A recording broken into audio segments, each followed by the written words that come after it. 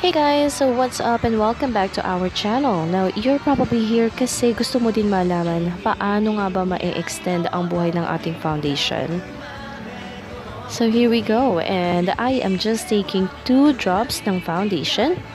One from Maybelline in Toffee Caramel and the other one is in the shade Oriental from Nichido.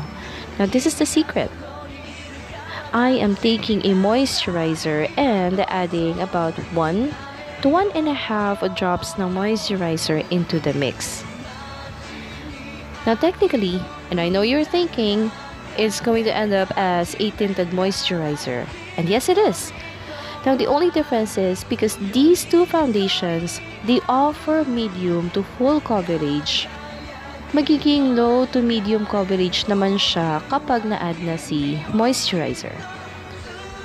And then I am just taking a buffing brush and I'm just going to push and blend the excess into the skin. So, blend hanggang sa ma-cover na yung full surface ng ating balat all the way to the hairline para lang hindi sila magkaiba ng kulay. And then especially dun sa may area around the nose wherein medyo malalaki ang ating pores, we want to really push the product in. That way, magmumukha siyang pantay-pantay. Now as you can see, that's full face na ang na-cover ng ating foundation, but we still have about half of the product dun sa back ng aking kamay. So I'm just going back to add a little more coverage dun sa mga areas kung nasan yung mga acne scars or mga pimple scars ko from way back. And then again, I'm just blending the rest. Now yung natira, I'm just going to add them to the under area ng chin down to the neck para magpantay-pantay yung kulay altogether. Okay, so this is what I'm going to use for the highlights. So I'm just taking about half a drop ng Oriental from Nichido and then about 1 drop ng moisturizer once more. And you can see it's really bright. But watch all throughout the video kung paano siya mag-oxidize sa aking balat. So I'm just adding this to the areas na gusto kong ma-highlight on my face, and you can do the same. This way, hindi naman masyadong flat yung itsura ng ating mukha. Magkakaroon pa rin siya ng dimension with the help of the highlighter as well as the contour stick, which I will be using in a little bit. So I just want to blend yung additional foundation na inad natin. But then again, this is very optional. You can also use a concealer and you can actually apply the same concept. You can apply about half a drop of the moisturizer doon sa concealer, or you can just use the concealer as it is.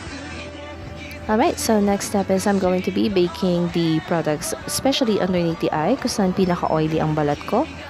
And I'm just taking the Forever 21 loose powder and just adding them kung saan alam kong pinaka-mabilis maghuhulas ang makeup kapag hindi ako nag-bake.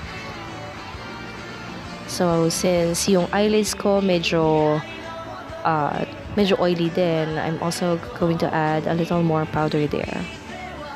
So, I just did my brows and then after 2 minutes, binlend ko na rin or tinanggal ko na yung excess mula doon sa binake na product. So, what I want to do next is just add the lowlights with the help of the contour stick. So, I'm just adding them to the areas na kung saan ko gustong magkaroon ng shadow. So that's on the sides of my face, sa forehead, and dun sa nose especially. Now from the same contour stick product from Nichido, I'm taking the highlight, and then since this is pink based, hindi siya ang ginamit ko for underneath the eyes. Instead, siya ang gagamitin kong highlight for the nose, ayan, sa my brow area. And then, yung brightest areas ng mukha na pagka tinamaan ng araw is talagang tatawag sa iyong pansin. So, I'm just taking a blending brush and I'm just spreading the product dun sa sides ng face kung saan, once again, magpo-fall yung shadows.